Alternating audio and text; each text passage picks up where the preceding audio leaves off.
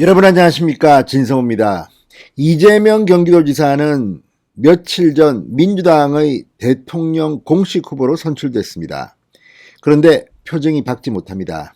이낙연 전 대표는 이의를 제기했습니다. 오늘 오후에 당무위원회가 열립니다.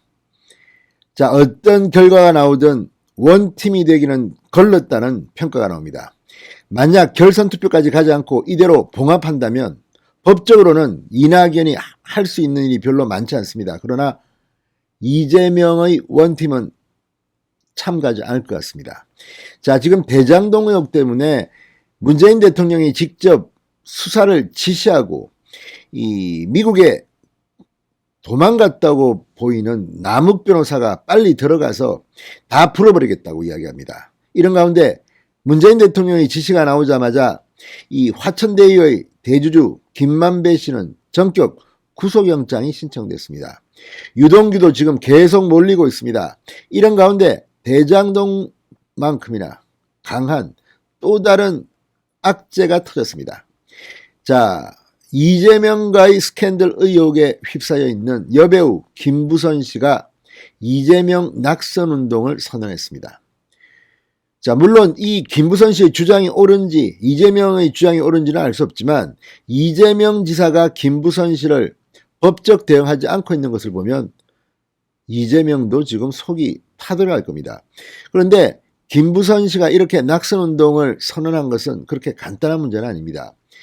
김부선 씨는 영상까지 올렸습니다. 이제 이재명이 공식 선거운동에 들어가면 유세장마다 따라다니면서 머리 풀어헤치고 꽃 꼽고 나타나겠다고 합니다.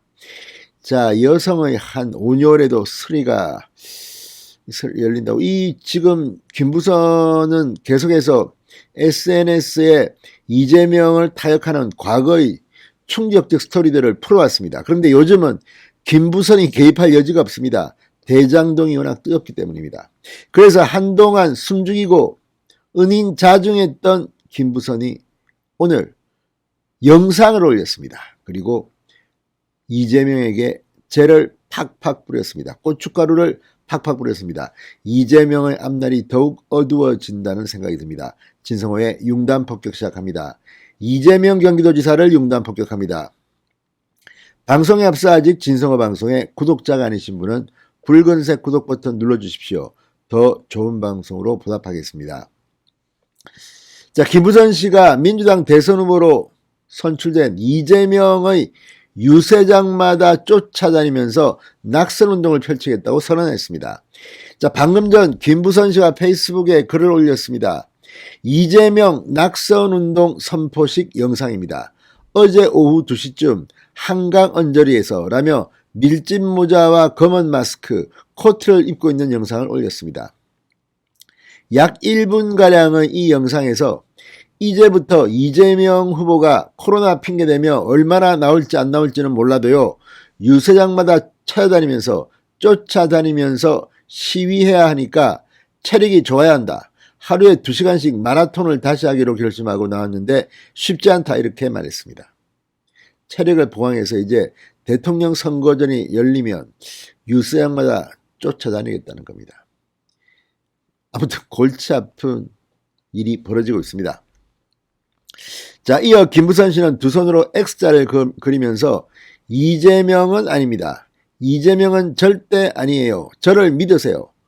제주도가 낳은 세계적인 깐느 배우 김부선을 믿어달라고 말했습니다.